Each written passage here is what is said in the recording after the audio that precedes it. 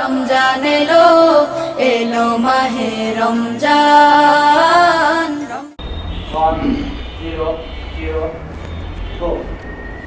আসসালামু আলাইকুম ওয়া রাহমাতুল্লাহি ওয়া বারাকাতুহু।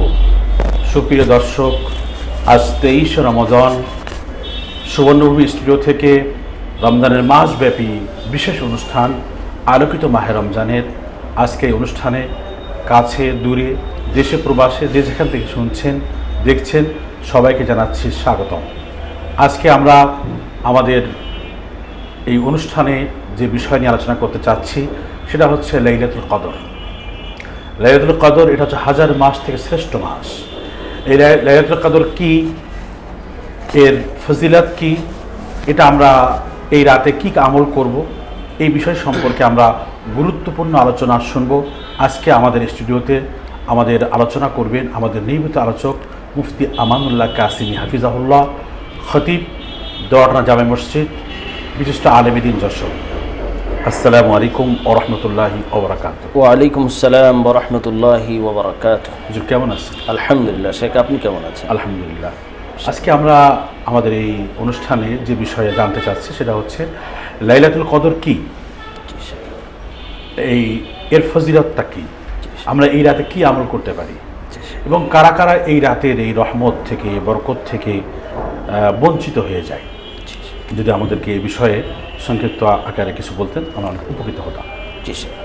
নাহমাদুহু ওয়া নুসাল্লি আলা রাসূলিহিল কারীম, আম্মা বা'দ, ফাআউযু বিল্লাহি মিনাশ শাইতানির রাজীম, বিসমিল্লাহির রহমানির রহিম। ইন্না আনজালনাহু ফি লাইলাতিল কদর ইলা আখিরিল আয়াহ। ওয়া ক্বালা রাসূলুল্লাহি সাল্লাল্লাহু আলাইহি ওয়াসাল্লাম, মান কামা লাইলাতাল কদরি ঈমানান ওয়া ইহতিসাবান গুফিরা লাহু মা তাকদ্দামা মিন যামবিহি। রাওয়াহুল বুখারী। শেখ, লাইলাতুল কদর এটা হলো একটি আরবি নাম। এটাকে আমরা আমাদের দেশে বলি শবে কদর। লাইলাতুন মানেও রাত, সব ফার্সি শব্দে রাত। লাইলাতুল কদর, শবে কদর একই কথা, যার অর্থ হলো মহিমান্বিত রজনী। লাইলাতুন রজনী, কদর মহিমান্বিত, মহা সম্মানিত এই মাস, এই রাত লাইলাতুল কদর। তো এই লাইলাতুল কদর সম্পর্কে যদি আমরা আলোচনা করতে যাই তো আল্লাহ পাক রব্বুল আলামিন নিজেই একটি পরিপূর্ণ সূরা পবিত্র কোরআনে পাকে এ বিষয়ে নাজিল করেছেন। সুবহানাল্লাহ। ওই সূরার আলোকেই আমরা লাইলাতুল কদরের ডিটেলস বিষয়গুলি ইনশাআল্লাহ সহজেই উপলব্ধি করতে পারি। বিশেষ করে এই রাতের মহত্ব এবং গুরুত্ব এবং এই রাতের ফজিলত এবং এই রাতে আমাদের করণীয়, এই বিষয়টি নিয়ে ইনশাআল্লাহ আমরা আলোকপাত করব। সর্বপ্রথম শেখ, আমি একটি ছোট্ট একটা ডিবেট আপনার সামনে আলোচনা করতে চাই।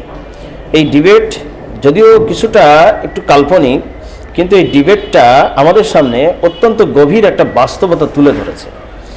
শেখ, ডিবেটটা হলো রাত এবং দিন, এই দুটোর মধ্যে, রাত আর দিন এবং রজনী, দিবস এবং রজনী, তারা আপোষে কিন্তু একটা ডিবেট করছে।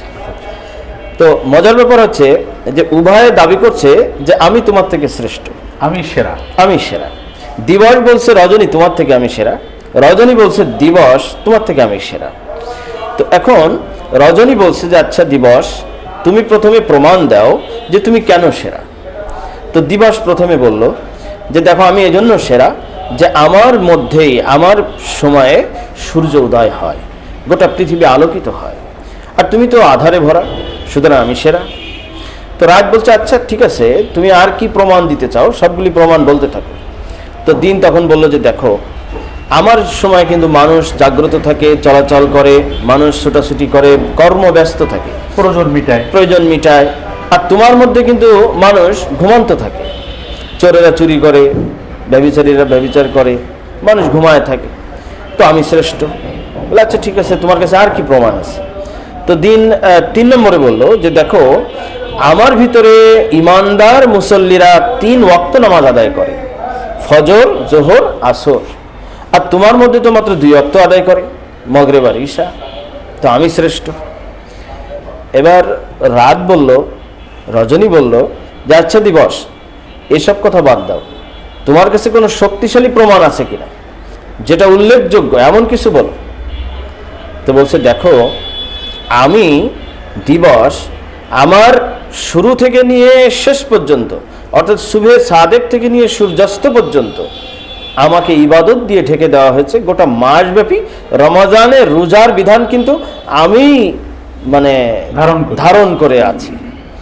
পক্ষান্তরে তোমার সময় তো মানুষ পানাহারে লিপ্ত, তোমার সময় মানুষ কামাচারে লিপ্ত, আর আমি পুরোটাই ইবাদতে লিপ্ত।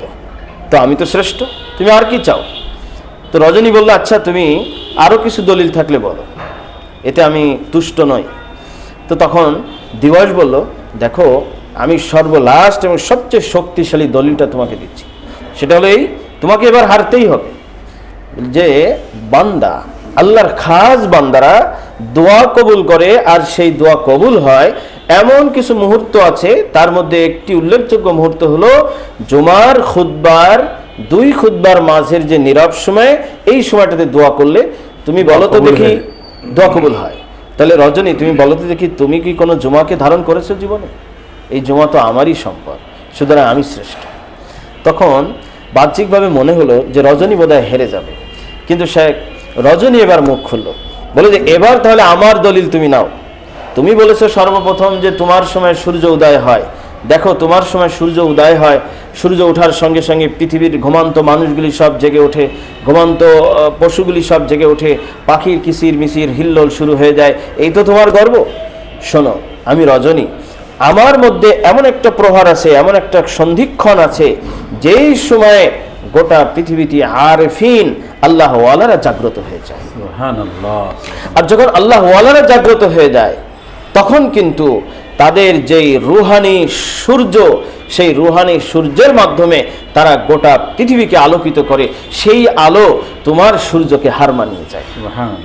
এবং তারা যখন জাগ্রত হয়, প্রথম আসমান, দ্বিতীয় আসমান, তৃতীয় আসমান, চতুর্থ, পঞ্চম, ষষ্ঠ, সপ্তকাশ পর্যন্ত সমস্ত ফেরেশতারা জাগ্রত হয়ে যায়, এবং তারা তাদের ইবাদত এবং দোয়া নিয়ে তারা ব্যস্ত হয়ে পড়ে।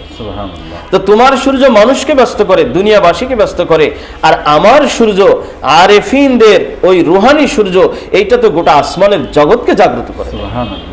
তাতাজাফা জুনুবুহুম আনিল মাদাজি'i খাউফান ওয়া তামা।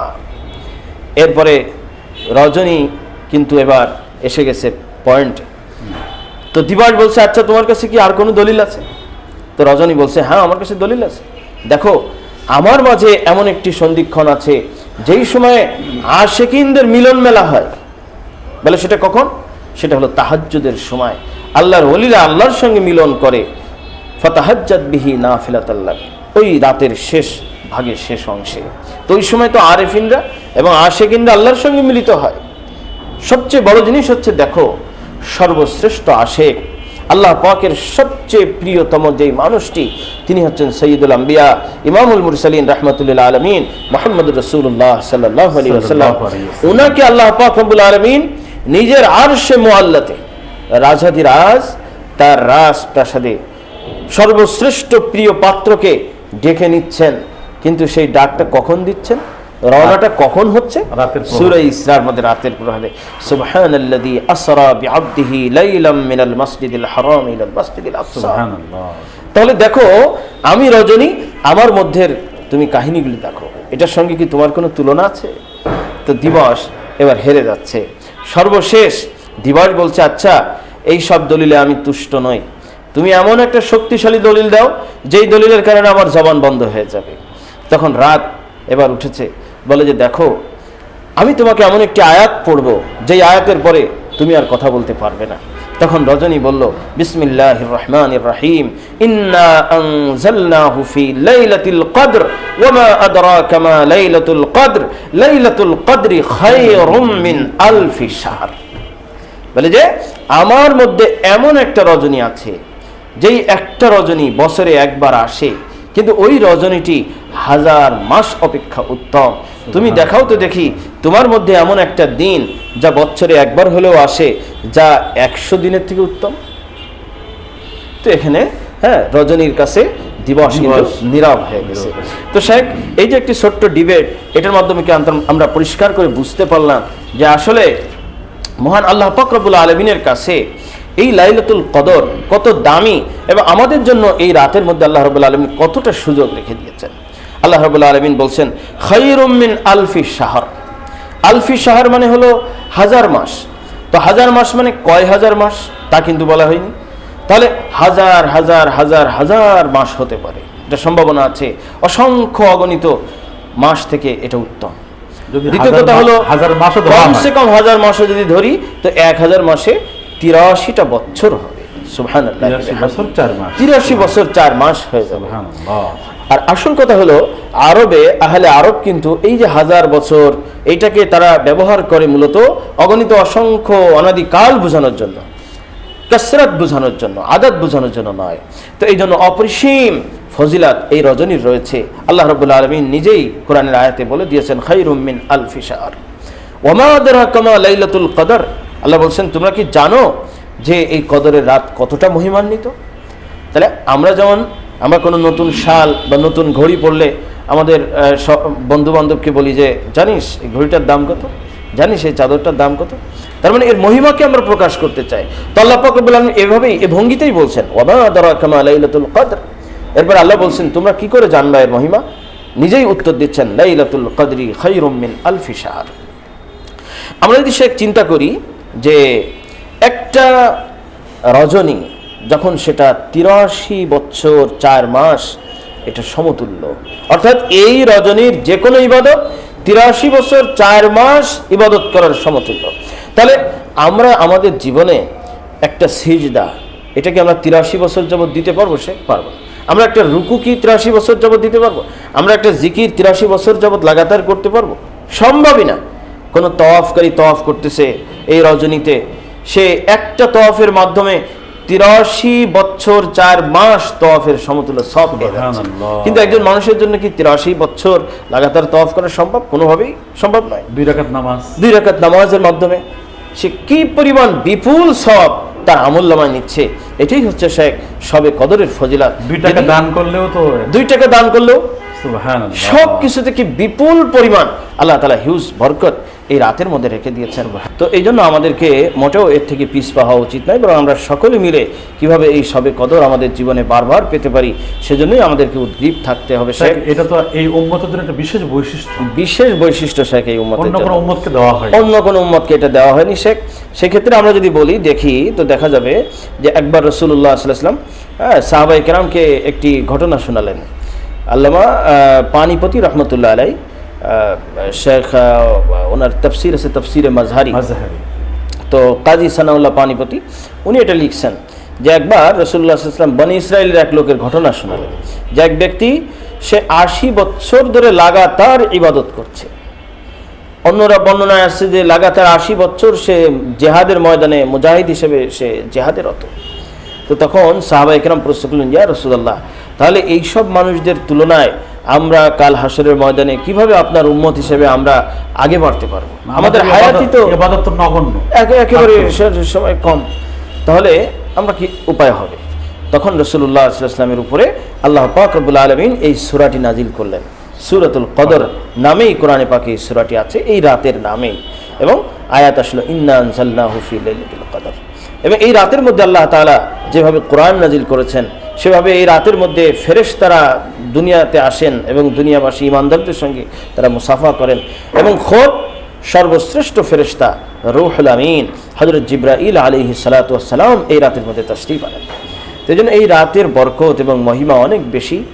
রাসূলুল্লাহ সাল্লাল্লাহু আলাইহি ওয়াসাল্লাম তো ওই জিবরিল আলাইহিস সালামকে বললেন যে হে জিবরিল, আমাদের জন্য এই শবে কদরের তলাশটাকে আপনি একটু সহজ করে দেন না। তো জিবরিল বললেন ইয়া রাসূলুল্লাহ, তাহলে আপনি শেষ দশকের মধ্যে এটাকে তলাশ করুন। রাসূলুল্লাহ সাল্লাল্লাহু আলাইহি ওয়াসাল্লাম বললেন যে আমার উম্মতের জন্য আরেকটু সহজ করে দেন। তো জিবরিল বললেন যে ঠিক আছে, আপনার উম্মতকে বলুন যে বেজোড় রাতে তলাশ করার জন্য। সুবহানাল্লাহ। এই জন্য 21, 23, 25, 27, 29 তারিখে এই 5 রাতে এটা পাওয়ার বেশি সম্ভাবনা বলে উল্লেখ করা হয়েছে। শেখ আরও যদি আমরা আরেকটু বলি যে কিভাবে এটা আমরা পেতে পারি এবং কোন তারিখে এটার বেশি সম্ভাবনা রয়ে গেছে, সেক্ষেত্রে আমরা দেখি যে বিভিন্ন আলামতও বিভিন্ন জন বয়ান করেছেন।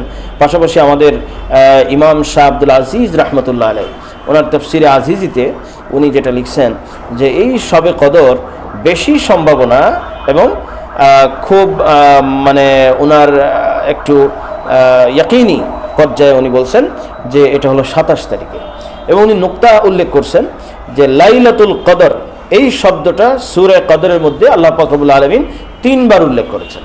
আর লাইলাতুল কদর শব্দের মধ্যে যদি আমরা শব্দ গণনা করি তাহলে এখানে শব্দ আছে 9টা। তাহলে লাইলাতুল কদর 9টা শব্দ দ্বারা গঠিত শব্দ। এবং সূরা কদরের মধ্যে এটা আসছে 3 বার, ইন্না আনজালনাহু ফি লাইলাতিল কদর ওয়া মা আদরাকা মা লাইলাতুল কদর লাইলাতুল কদরি খায়রুম মিন আলফি শাহর। তাহলে এই 3 বার আসার কারণে এই শব্দ ব্যবহৃত হলো 3 নং 27টা। তো এখান থেকে উনি একটা মানে বের করছেন, নুকতা বের করছেন যে তাহলে 27 তারিখেই মোটামুটি ধরে নেওয়া যায় যে এটা হতে পারে বেশিরভাগ সম্ভাবনা। তো আমাদের চেষ্টা কিন্তু থাকবে পুরা রমজান ব্যাপী, বিশেষ করে শেষ দশক এবং আরও বিশেষ করে বেজোড় রাতগুলিতে। তার কারণ এটাকে নির্দিষ্ট করে দেওয়া হয় নাই। রাসূলুল্লাহ সাল্লাল্লাহু আলাইহি ওয়াসাল্লামকে প্রথমে এটা নির্দিষ্টকরণের ইলম দেওয়া হয়েছিল, কিন্তু এটাকে আবার ভুলিয়ে দেওয়া হয়েছে। ভুলিয়ে দেওয়ার একটা চমৎকার ঘটনা আছে। রাসূলুল্লাহ সাল্লাল্লাহু আলাইহি ওয়াসাল্লাম মসজিদ থেকে আসছেন, তো পথের মধ্যে 2 জন সাহাবী আপসে ঝগড়া করছে। এই যে ঝগড়া করছে, রাসূলুল্লাহ সাল্লাল্লাহু আলাইহি ওয়াসাল্লাম মসজিদে এসে বললেন যে আমাকে কদরের রাত সম্পর্কে নির্দিষ্টকরণের ইলম দেওয়া হয়েছিল, কিন্তু এই 2 বান্দার ঝগড়ার কারণে সেই ইলমকে উঠিয়ে নেওয়া। আল্লাহ। তো এখানে সে দুটো জিনিস মানে বিশেষভাবে লক্ষণীয়, যে ঝগড়ার কারণে, সামান্য 2 বান্দার ঝগড়ার কারণে এত বিশাল একটা নিয়ামত থেকে গোটা উম্মত আমরা বঞ্চিত হয়ে গেলাম। আল্লাহ। তাহলে ঝগড়ার নহুসত কত এবং ঝগড়ার কুফল কত। আজকে ঘরে ঘরে ঘরে ঘরে ঝগড়া, ব্যক্তিতে ব্যক্তিতে ঝগড়া, পথে ঘাটে ঝগড়া, সবখানেই ঝগড়ার ঝগড়া। এই টকশোর মধ্যেও ঝগড়া, মারামারি হুই হুল্লোড়, মিডিয়াতে ঝগড়া। তো এই যে ঝগড়া, এটা যে আমাদের জন্য একটা বড় কুফল বয়ে আনে, আজকে এই সবে কদরের বিষয়টি থেকে কিন্তু আমরা সেটা শিক্ষা নিতে পারি। নাম্বার 2 হচ্ছে যে এখানে কিন্তু ভুলিয়ে দেওয়া হয়েছে, এটা আমাদের জন্য নেগেটিভভাবে নেওয়ার কিছু নেই। তার কারণ ওই যে একটা প্রবাদ আছে যে ফিউলুল হাকিম লা ইয়াখলু আনিল হিকমতি, যে প্রজ্ঞাবান ব্যক্তিরা যা করেন তা প্রজ্ঞা থেকে খালি হয় না। তো মহাপ্রজ্ঞাবান আল্লাহ রাব্বুল আলামিন নিশ্চয় এটাকে ভুলিয়ে দিয়েছেন। এর মধ্যে কোনো কল্যাণ তো আছেই অবশ্যই। বিশেষ করে যে কল্যাণটা বাহ্যিকভাবে আমরা সকলেই উপলব্ধি করি, সেটা হলো যে আমাদের শবে কদরের তলাশটা বেড়ে যাবে এবং স্বাভাবিকতই আমাদের ইবাদতটা বেড়ে যাবে, আমাদের রোনাজারিটা বেড়ে যাবে, আমাদের ওজনের তিলাওয়াত বেড়ে যাবে, জিকির বাড়বে, সব গুজারি, রাত্রি জাগরণ বাড়বে, ইতিকাফের সংখ্যা বাড়বে। তো স্বভাবতই আমাদের সওয়াব এবং নেকি বেড়ে যাবে। তো আল্লাহ তাআলা আমাদেরকে এটা বেশি বেশি আমল করার তৌফিক দান করেন। বিশেষ করে কেউ কিছু আলামত বয়ান করেছেন, যেমন শবে কদরের একটা আলামত বয়ান করেছেন যে হলো সমুদ্রের পানি ওই সময়ে মিঠা থাকে। কেউ কেউ বলছেন, কেউ ওই সময় পান করছেন তো মিঠা পাইছেন, আলামত বয়ান করতেছেন। কেউ বলছেন যে পরবর্তী দিনে সূর্যটা একটু কিরণ তাপ কম হবে। কেউ বলছেন যে ওই দিন একটু আকাশ মেঘলা থাকবে এবং হালকা বৃষ্টি হবে। বিভিন্ন ধরনের আলামত এসেছে। এই কথাগুলো আসলে হাদিসে সরাসরি না, হাদিসের মধ্যে সরাসরি পাওয়া যায় না, উলামা ইকরাম বুজুর্গদের অভিজ্ঞতা থেকে তারা বলছেন। তো মূল কথা হলো শেখ, আমাদেরকে প্রতিটা রজনীতেই আমাদেরকে তলাশ করতে হবে। এবং বিশেষ করে বেজোড় রাতের ব্যাপারে রাসূলুল্লাহ সাল্লাল্লাহু আলাইহি ওয়াসাল্লামের হাদিস আসছে যে তোমরা তাহাররাও লাইলাতুল কদর ফি আশরিল আওয়াখির মিন রমজান, যে তোমরা শেষ দশকে রাত্রিগুলিতে তোমরা শবে কদর তলাশ করো, বিশেষ করে বেজোড় রাত্রিগুলিতে তোমরা তলাশ করো। আর এই রাতের মধ্যে আমরা যদি এই রাতটি পেয়ে যাই, তাহলে আমরা কি দোয়া আল্লাহর কাছে করব, সেই বিষয়ে যদি আমরা হাদিসের দিকে লক্ষ্য করি, তো আম্মা জান হযরত আয়েশা সিদ্দিকা রাদিয়াল্লাহু তাআলা আনহা রাসূলুল্লাহ সাল্লাল্লাহু আলাইহি ওয়াসাল্লামকে জিজ্ঞাসা করেছিলেন, ইয়া রাসূলুল্লাহ, ইয়া নবিয়াল্লাহ, এই রাত যদি আমি পেয়ে যাই তো আল্লাহর কাছে কি দোয়া করব?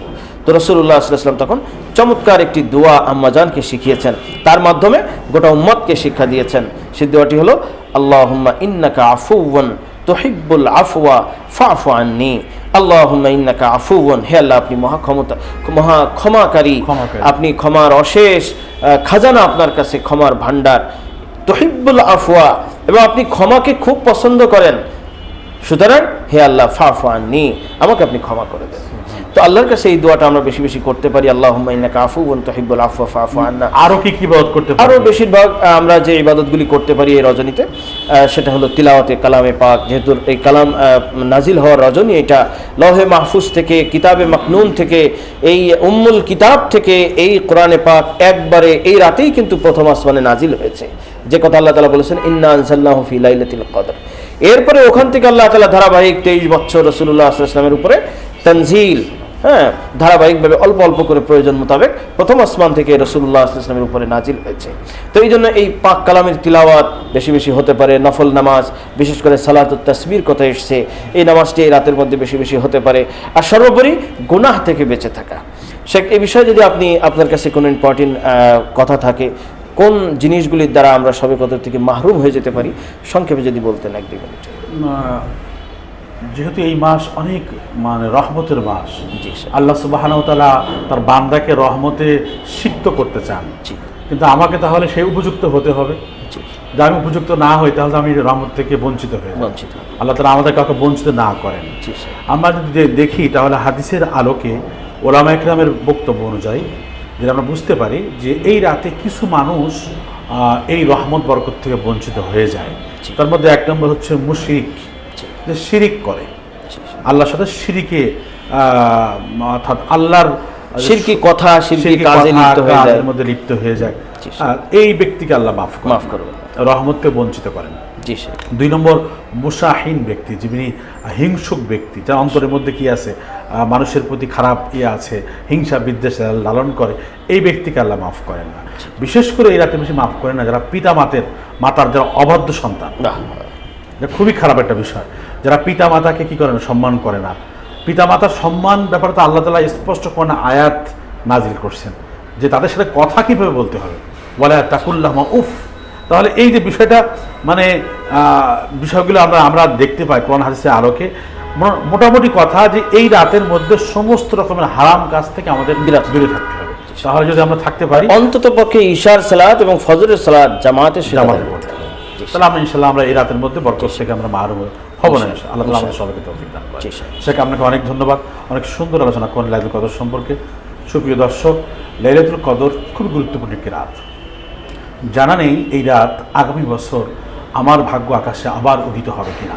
তো এই জন্য এই রাতটাকে আমি গনিমত মনে করি। চোখের পানিতে জিকির আজকারের সেজদার মধ্যে এই রাতকে আমি ক্ষমার রাত বানাই। এই রাতকে আমি নাজাতের জরিয়া হিসেবে, আমি নাজাতের রাত হিসেবে আল্লাহর কাছ থেকে আমি চেয়ে নিই। আল্লাহ তাআলা আমাদের সবাইকে তৌফিক দান করে। আসসালামু আলাইকুম ওয়া রাহমাতুল্লাহি ওয়া বারাকাতুহু।